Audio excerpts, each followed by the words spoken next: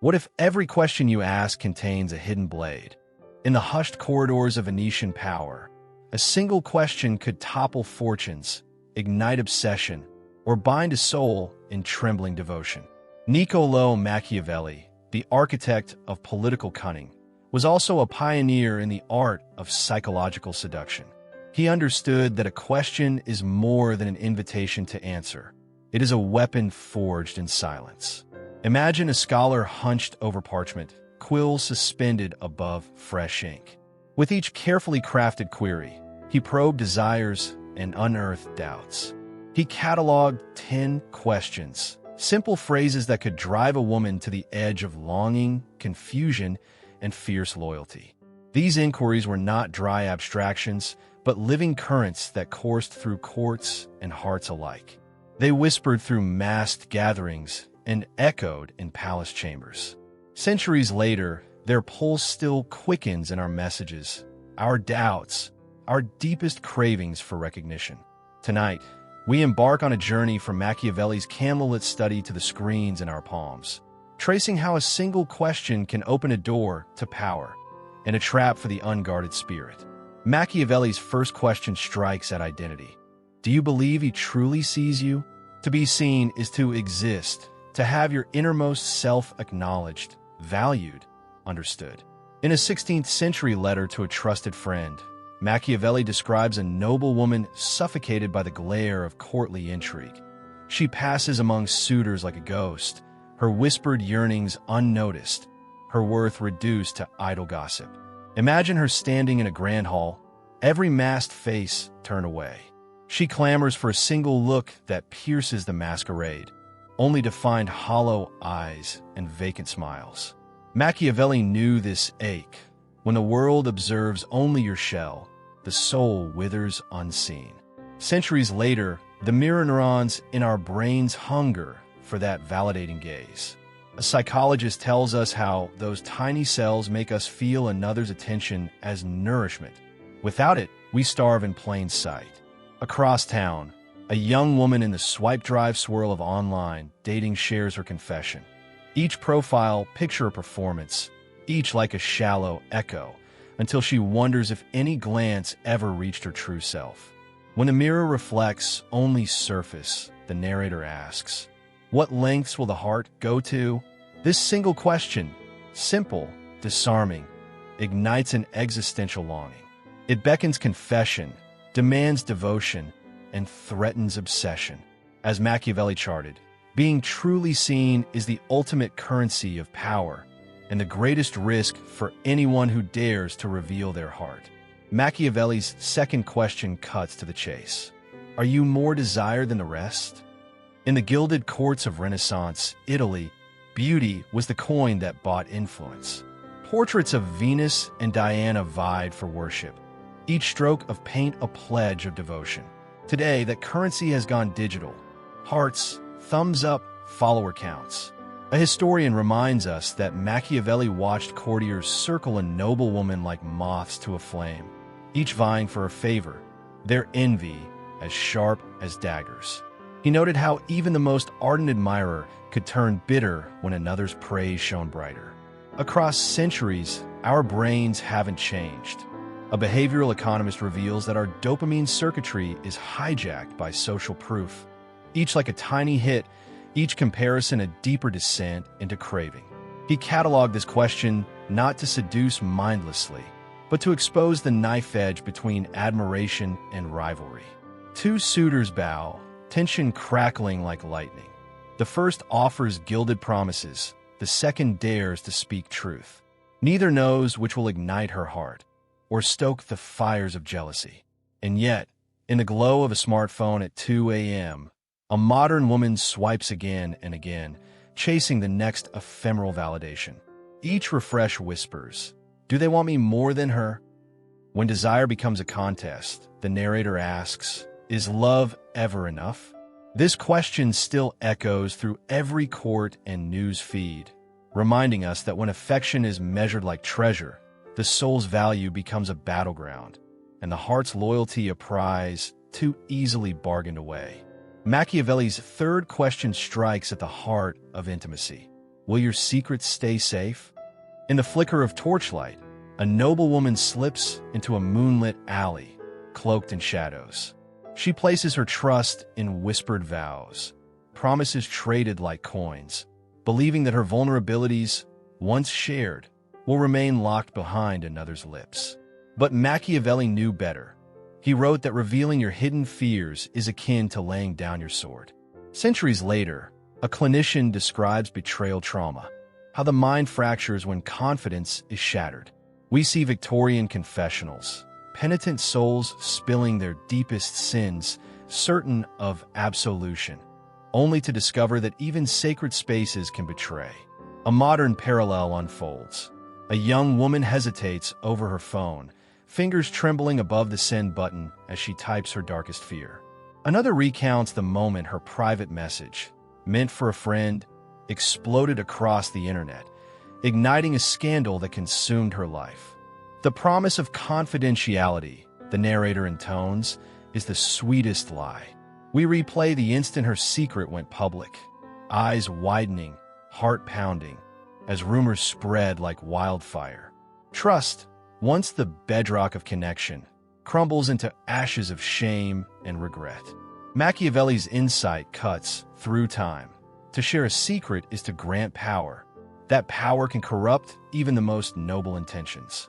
This question, deceptively simple, reveals how vulnerability can become a weapon against the one who dare to trust. In every whispered confidence and silent confession, we confront the same peril. Will the key to your heart become the lock that imprisons you? Machiavelli's fourth question cuts beneath the surface. Do you feel desired beyond your appearance? In a gilded mirror, a noble woman's painted features stare back at her. Flawless skin, perfect coiffure, but something in her eyes flickers with doubt. Machiavelli recognized that true power lies not in being admired as an object, but in stirring desire for one's mind and spirit. In the salons of Renaissance Florence, beauty opened doors, but wit, charm, and intellect fueled influence. A cultural critic reminds us how courtiers prized clever repartee as fiercely as physical allure, trading polished compliments for sharper insights. Yet even then, superficial praise rang hollow. Fast forward to our era of confessionals and call-outs. On reality TV, contestants lament being reduced to just a body or the hot one, craving acknowledgement for their ideas, their humor, their soul. A neuroscientist explains the chemistry at play. The ventral striatum lights up with lust's immediacy, while the prefrontal cortex, the seat of emotional bonds, requires deeper engagement.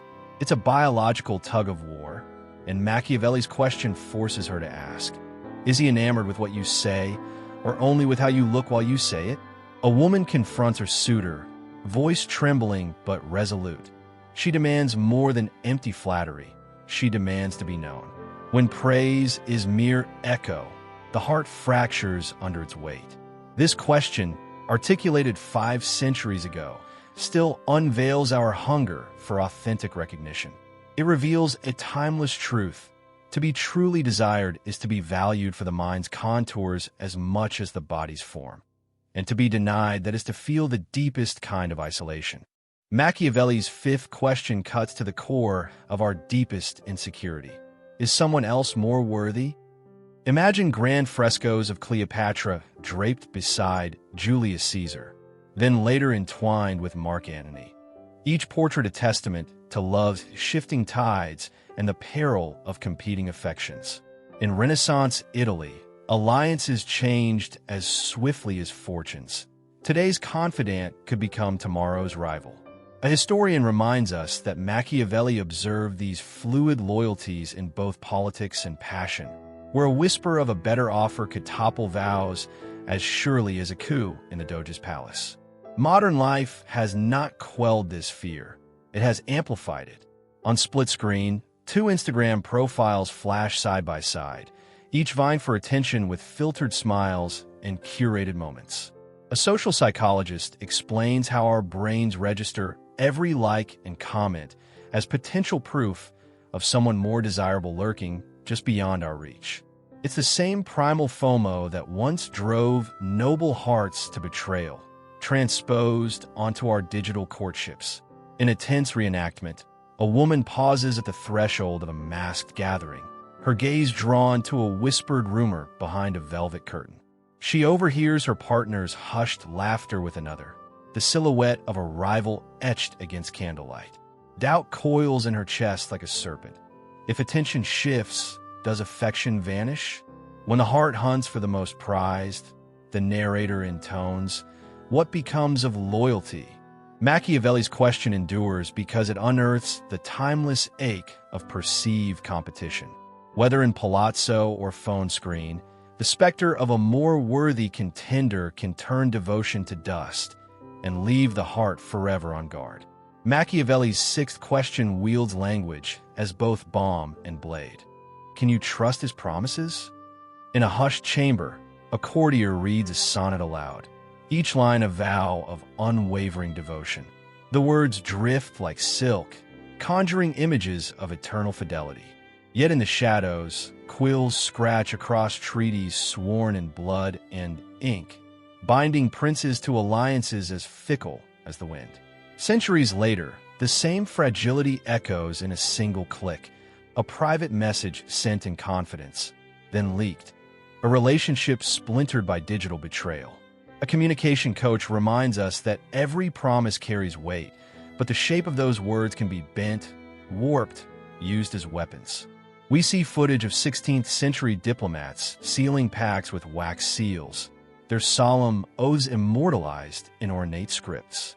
Then we cut to the modern flood of terms and conditions nobody reads, legalese that shield corporations more surely than any knight's armor. In a taut reenactment, a trembling hand signs a parchment. As the ink spreads, the signer utters a silent curse. The promise will be broken at the first convenient moment. The camera lingers on their face, eyes haunted by the knowledge that words, once spoken, can't be unspoken. What is a vow worth when truth is a facade? The narrator asks.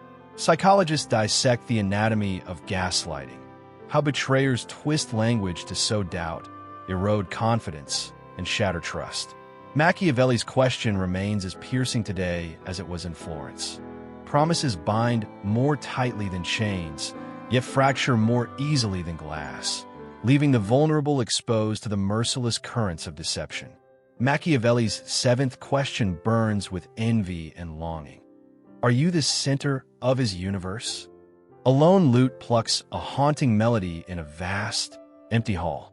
In Florence's Doge's palace, courtiers vied for the prized position beside their prince, each hoping to eclipse all rivals, to become the axis around which another's world revolved.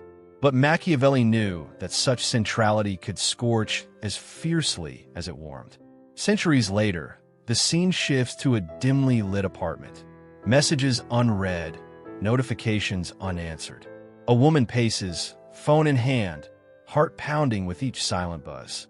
A sociologist reminds us that attachment styles shape our craving for constancy. Some hearts demand to be indispensable. Others recoil in fear, leaving their partner stranded in emotional limbo. Archival footage flickers on screen. Noble lovers dueling in moonlight, obsessed with proving their devotion to the exclusion of all else. These extremes, the sanctity of being chosen above all versus the terror of isolation, have always walked hand in hand. In our cinematic reenactment, she stands alone at a masked ball, candlelight cascading off her ornate gown. Faces swirl around her, laughter echoing, but the one whose gaze she seeks remains distant. Every smile from another guest lands like a dagger.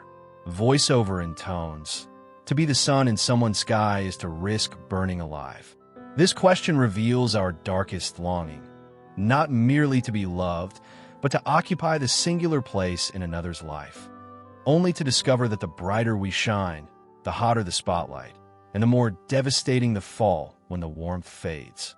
Machiavelli's eighth question stakes the claim of intellect in the court of power. Will he honor your ambitions? In the archives, we unearth rare letters extolling learned noble women, poets, scholars, strategists, whose minds commanded armies of admirers. Yet even in Renaissance Italy, a woman's ambition was a double-edged sword. It could elevate her name or paint her as a threat. Machiavelli observed these gendered fault lines, where a lady's brilliance could both inspire loyalty and ignite fear. Cut to a modern auditorium. A female entrepreneur strides onto a TED stage, her voice unwavering as she outlines a vision to reshape her industry. The applause is genuine, but backstage, whispers linger. Is she too driven? Will she steal the spotlight? A cultural historian explains how powerful men once patronized talented women only so long as their influence remained contained. In a tense reenactment, a courtesan negotiates her own patronage in a candlelit salon. She demands respect, not charity, and the patron's smile flickers with uncertainty. He admires her intellect, yet fears the ripple it might send through his own ambitions. Voiceover: when ambition rises, so does fear, in friend and foe alike.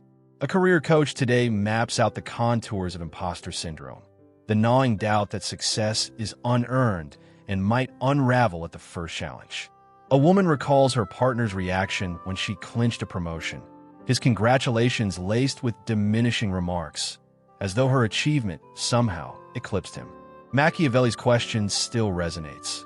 True partnership demands that one's drive be celebrated, not contained. To ask if you will honor your ambitions is to expose the fragile balance between support and resentment that underlies every bond, across centuries and across courtrooms, boardrooms, and bedrooms alike. Machiavelli's ninth question confronts the coldest test of devotion. Can you count on him in darkness? In the dead of night, robed conspirators huddle by torchlight, plotting coups that will reverberate through palace halls at dawn. Their whispers carry promises of unwavering loyalty, until the torches gutter out and silence falls. Betrayal, when cloaked in shadow, strikes without warning. We cut to a modern emergency line left unanswered, frantic voices echoing in an empty digital void. A woman's call for help dissolves into static. The contrast is stark, centuries apart, yet the sting of abandonment remains unchanged. A psychologist unpacks trauma bonding, revealing how the mind clings to unreliable attachments, yearning for stability even when trust has been broken. She explains that every unanswered plea etches a scar deeper than any open wound. In our reenactment, a woman reaches out in a candlelit chamber as her partner's hand slips away. The flame flickers and dies, leaving her grasping at emptiness. Her eyes search the darkness, but find only the echo of a promise unfulfilled. True loyalty, the narrator intones, is tested when the lights go out. Survivors of emotional neglect share their testimonies. The crushing loneliness that follows when support vanishes at the moment it's needed most. They speak of nights spent waiting by the door, of hearts hardened by the chill of betrayal. Machiavelli knew that reliability is the bedrock of trust, and without it, even the strongest bonds fracture. This question, simple in form, lays bare the brutal truth. When darkness falls, only unwavering fidelity can light the way back to hope. Machiavelli's final question reaches beyond the here and now. Is your love eternally secure? A weathered tombstone emerges in half-light, two names entwined by time's unyielding hand. Centuries later, a digital timeline scrolls, photos, messages, milestones, only to vanish with a single click. In both cases, memory flickers on the edge of oblivion. Philosophers have long distinguished eros, passionate desire, from agape, unconditional love. Machiavelli, ever the realist, probed the space between. Can a bond forged in fire endure the chill of fate? A classical scholar reads his closing passages, where legacy and devotion collide, warning that even the strongest affection bows to politics and fortune. In a crumbling frescoed chamber, two lovers exchange rings beneath shattered arches. Their voices tremble with hope and fear. Will this token withstand the storms of time? The fresco's cracks echo the fragile beauty of their vow. We cut to a modern couple recounting their own crucible, a harrowing illness, a brush with loss. They speak softly of nights spent in silent vigil, of hands clasped through pain, of love tested by mortality's shadow. Their eyes glisten with the knowledge that true devotion doesn't erase fear, it endures it. To ask for eternal love, the narrator intones, is to defy mortality itself. Machiavelli's 10th question transcends centuries because it confronts our deepest ache, the desire to be remembered, cherished, and unwavering in another's heart, long after stars have dimmed and empires have crumbled. In that question lies both our greatest hope and our most profound vulnerability. What will you ask of yourself? As the final candle gutter fades and screens go dark one by one, we close the door on Machiavelli's study and open the mirror to our own hearts. We have traced 10 questions forged in ambition and desire, each a blade turned outward, probing another's soul. Now we face the unasked question, the one that cuts deeper than any secret whispered in shadow. For centuries, we have sought the power to see, to be seen, to command loyalty and stir devotion. Yet true transformation begins not by questioning another, but by turning that same blade inward. What hidden fears do you guard? Which unspoken longings guide your choices? How do your own ambitions cast light and shadow across your path? Psychologists remind us that self-inquiry demands courage. To confront the narratives we tell ourselves, the doubts we bury, the loyalties we abandon when it serves our comfort. Historians point to the echoes of Renaissance masks dissolving into our reflections, revealing that every era's intrigue is but a mirror for our own. In a world woven with manipulation, the greatest rebellion is honest introspection. Ask yourself the hardest questions. Answer them with unwavering clarity. Choose your path not by the promises of others, but by the truths you uncover within. And as the final violin note fades into silence, carry this single truth forward. In the end, the only power you truly hold is the power to know and to become yourself.